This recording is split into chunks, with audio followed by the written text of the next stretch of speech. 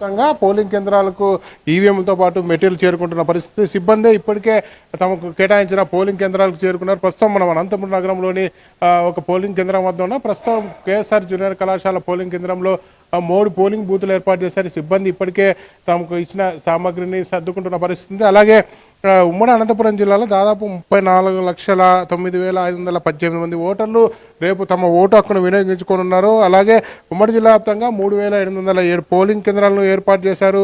ఇప్పటికే ఈవీఎం బ్యాగ్స్లు ఎన్నికల మెటీరియల్తో పోలింగ్ కేంద్రాలకు సిబ్బంది చేరుకుంటున్న పరిస్థితి ఉంది.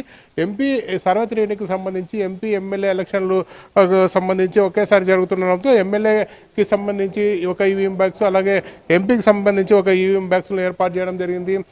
దాదాపుగా అనంతపూర్ పార్లమెంట్ పరిధిలో 700 పైచీలకు సమస్యాత్మక ప్రాంతాలను అధికారులు గుర్తించారు. ఈ సమస్యాత్మక ప్రాంతాల్లో మొత్తం సీసీ కెమెరా నిఘాలో ఈ మొత్తం ప్రక్రియ కొనసాగుతుందని చెప్తున్నారు. వెబ్ కాస్టింగ్ ఉంటుందని చెప్పి కూడా అధికారులు చెప్తున్నారు. ప్రతి పోలింగ్ స్టేషన్ వద్ద 144 సెక్షన్ ఉంటుంది. ఎటువంటి అసాంఘిక కార్యకలాపాలకు పాల్పడిన ఇబ్బందులకు గురి కావాల్సి వస్తుందని చెప్పారు.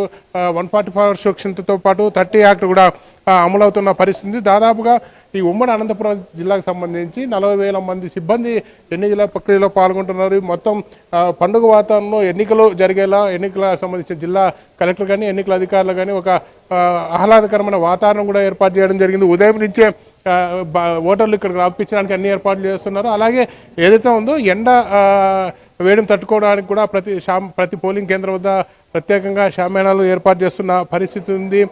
వికలాంగులకు దాదాపుగా వీల్ చైర్లు అన్ని చోట్ల ఏర్పాటు చేస్తారు.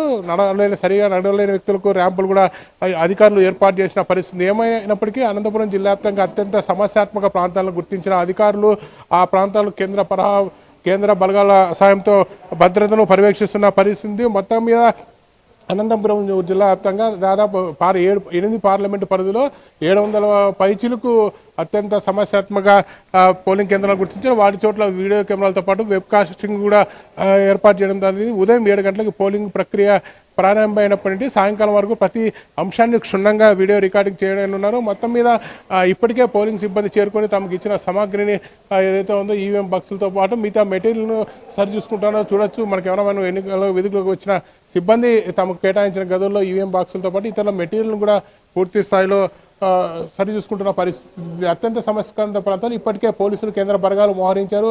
ప్రధానంగా రోడ్లపై ఎవరు తిరగకుండా కూడా 144 సెక్షన్ 30 యాక్ట్ అమలు ఉండడంతో బయటికి పంపించి వేస్తున్న పరిస్థితి అనంతపురం జిల్లా వ్యాప్తంగా నెలకొని ఉంది. అనంతపురం ప్రశాంత ఏదైతే ఉందో ఉమ్మడి అనంతపురం జిల్లాలో గతంలో జరిగిన ఎన్నికల గలాట్ల దృష్ట్యా ఎలాంటి ఘటనలు జరగకుండా కూడా పూర్తి స్థాయిలో అధికారులు ఏర్పాటు చేసిన పరిస్థితి. And out Guntur.